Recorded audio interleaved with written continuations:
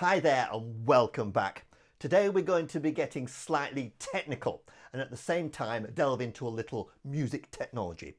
I'm going to show you how to improve your accompaniments by turning this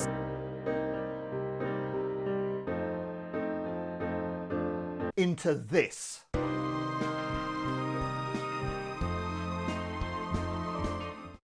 How do we do it? Well, today we're going to be looking into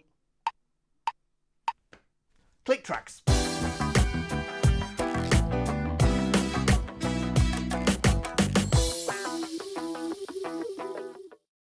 What are click tracks? Well, in essence, it's a pre-recorded musical and sometimes vocal backing. But before we start, let's examine when you would use click tracks.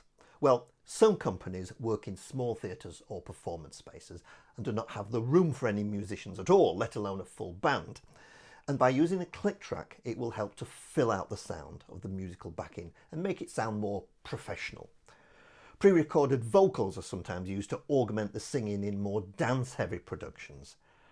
Given that music technology has improved immensely over recent times, putting together such a backing is much easier and affordable than it once was. There are a handful of productions that supply tracks to be played alongside your band, but not that many. I'm not suggesting for a moment you should replace your licensed production with a pre-recorded backing, but it's certainly a useful method to use if you're putting together some form of musical review, concert or event when you need a bigger sound. So then, we'll first look at how such a track is made and then in a little more detail as to the various methods you can use to actually use your tracks in your particular venue and the equipment you'll need for both a very simple setup and something a little more advanced. Okay then, how do we create the track in the first place?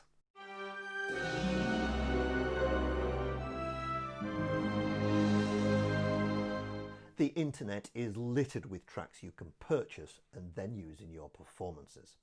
But these are mainly aimed at those requiring a simple backing or karaoke type track to sing along to. If you want more control, you need to create or purchase a MIDI track. MIDI is just a language to enable electronic musical instruments and computers to talk to each other. Some of you may have used software such as Cubase or Logic Pro, Pro Tools, Ableton, GarageBand and the like, digital audio workstations or DAWs as they're known. These are just manufacturers' names of computer software to record, mix and edit vocals and musical instruments, whether that's live musical instruments or virtual instruments that we discussed in a previous video, and use MIDI. So let's move over now to how such tracks are made and to my desktop. Now, out of all the various recording and mixing packages that I mentioned, I tend to use Cubase. And the screen that you see in front of you at the moment is a little bit of music that I've recorded purely to demonstrate what we can do with click tracks. It would be really useful now if you're wearing headphones or earphones, and the reason for that will become clear as we go along and start talking about the track. But first of all, let's just take a listen to a few bars.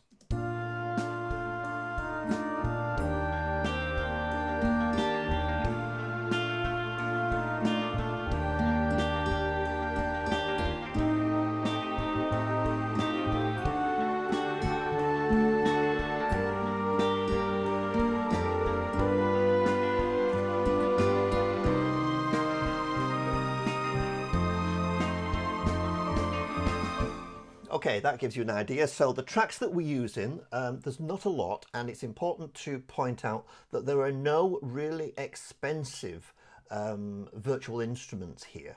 They're all reasonably priced. We've got a couple of string tracks you can see here in the green at the top. In the blue, the woodwind section, we've got an oboe and a clarinet, two of my favourite woodwind instruments out of the orchestra. In the pink section, in the brass, we've got some section brass, we've got some section horns, we've got a solo horn. And the drums and percussion, we've got a kit. We've got the cymbal roll, and then in the bottom in the yellow section we've got a piano, a choir, acoustic bass, an electric guitar and an acoustic guitar. Some of you may be wondering why I'm suddenly wearing headphones for this presentation. Well, the technicalities surrounding how I record sound for the video that you're looking at the moment means I need to wear these, but let's not trouble ourselves with that technicality at the moment. What we do need to trouble ourselves with, however, is in this particular example that we're putting together, what are the instruments in our band already? Well, for this example, we'll assume that we already have a drummer, we already have a bassist, and we already have a pianist, either yourself or myself, on the piano in this particular instance. So those are the instruments that we don't need to record on the track. If we go back to the screen now, these are the instruments therefore, so we'll take the kit there, we will mute the kit, we will mute the piano, and we will mute the acoustic bass. Let's go back to the beginning of the track and take a listen to that now.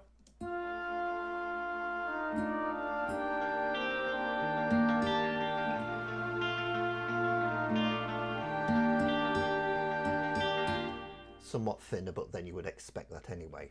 Now, just one note on, for those of you that are listening on headphones or earphones, there's quite a large stereoscopic effect that you're hearing at the moment, particularly the acoustic guitar, for instance, on the right-hand channel. Just listen to that section again and listen out for the stereo.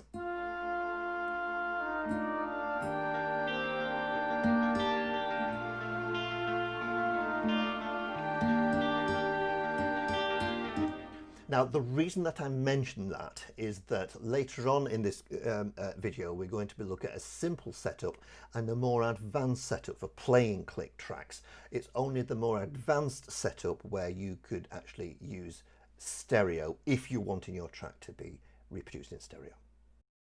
So we have now chosen our instruments and we are ready to export the track. But how do we ensure that the musicians stay in sync with the track? Well, that's where we use the click.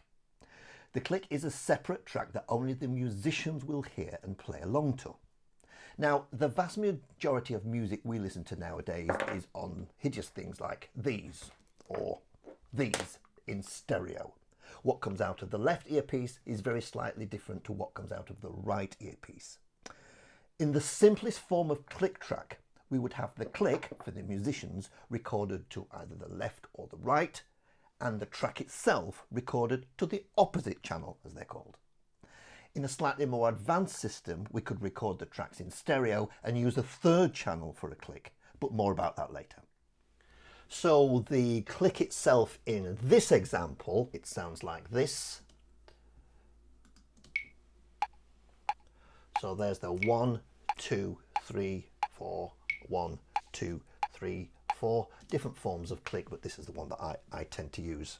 Now, you will have noticed from the screen as well that the track starts here, but actually it will mean that all our musicians need to start at the same time as the track, and for that, just like when we were conducting, we need a count-in. So you'll see that the actual click starts a bar before 1, 2, 3, 4, and then we all start. Let's just listen to all that together. It would help if I unmuted everything else. All that together.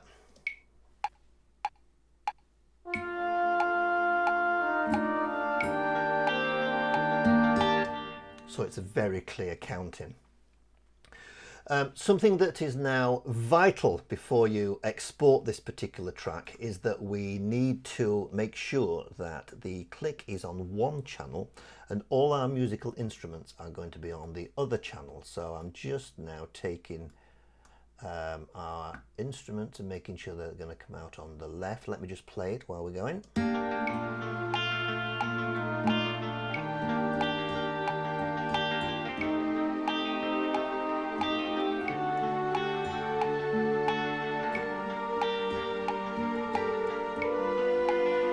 Now you should be hearing everything on the left-hand side and the click on the right-hand side. And that is absolutely vital before we go into our next stage. So now we have our track prepared and ready. We now need to give some thought on how we are going to play our track and how the musicians are going to listen to the click. Firstly, how is the track going to be played? Although the responsibility of starting the track is sometimes left to the sound technician, certainly in a theatre pit environment, I like to take that responsibility and therefore have full control over when it starts. But what are we going to play the track on? Well, it could be something as simple as a phone, mobile phone, or an iPad, but I would recommend playing the track from a laptop, preferably using software like QLab. QLab is software specifically designed for playing sound and music cues in a theatre environment, and it's free. So now we have made those decisions, let's take a look at some of the equipment we need. Now we have our output device, either a phone or a laptop, we need some method of splitting the signal, the right and the left channel. Now it could be something as simple as one of these, where this goes into your playback device and there's the right and the left signals, or better still, a cabled version of the same thing. This goes into your output device and then we've got a right and a left channel, i.e. one channel going to the sound technicians and the other going to the performer or the band. But before we go any further, let's have a look at how all this connects together. By far the simplest setup of a click track system and the bare minimum you're likely to need, I'm calling the solo click track setup. We start off with our playback device, in this instance a mobile phone, and we need to send those signals first to the venue sound desk and secondly to headphones or earphones for our performers.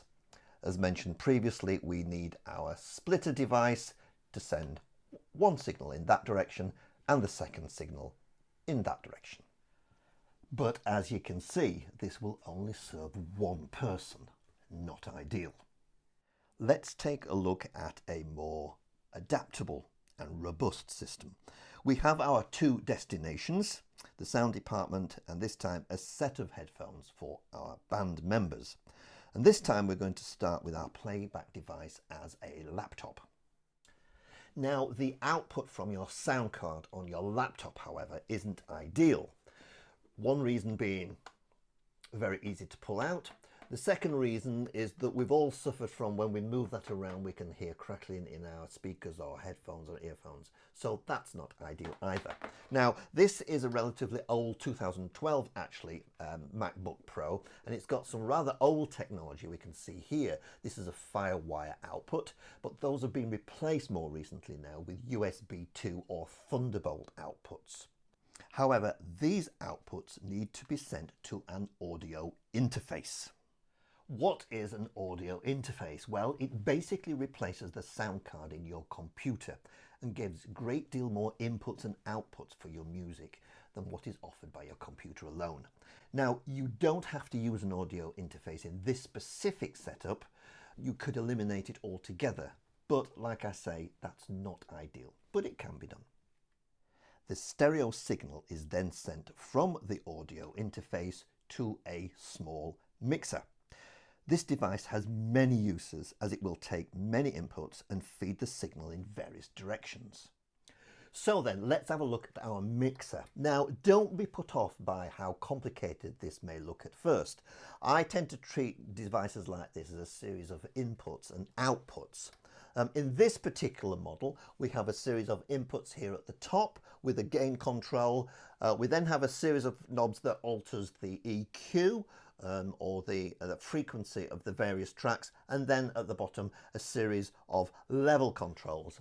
Then here at the top right hand we have our main output. That's a left and a right channel. One of the big advantages of using devices like this, if you're a keyboard player, is that you could input your keyboard sounds into this and then send a mix of not only the track but your keyboard playing to the main sound desk. This model is a little bit more advanced as it has some effects processing included in it, which I hardly ever use, to be honest. Not hugely expensive, around about £50, $65, but well worth it and a very adaptable piece of equipment if you're using click tracks, particularly with your keyboards in the pit. So we take our backing track to the sound technician and our click track to a headphone amplifier with multiple outputs that are then sent on to our band's headphones. This is the amplifier and headphone mix that I use. It's the Behringer PowerPlay Pro 8.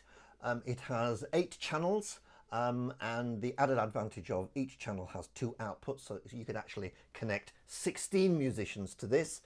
It's also got the facility of having 2 inputs, so not only could you send the click through this piece of equipment, you can also send the track itself. This one retails at around about £140, that's $190, but don't be put off by that. You can get much smaller versions of this. In fact, you could actually get a 4-channel headphone mixer and amplifier for under £20, $30. And one final note. Playing to a click track can seem alien to some players, and drummers particularly can find that it isn't as easy as it may first seem. But if you have a drummer that's comfortable in playing with a click, and depending on the nature of the track, the band could just play along to the drummer. I hope all this has made sense. Let me know if there are any other topics you'd like me to cover in the notes section below. See you next time.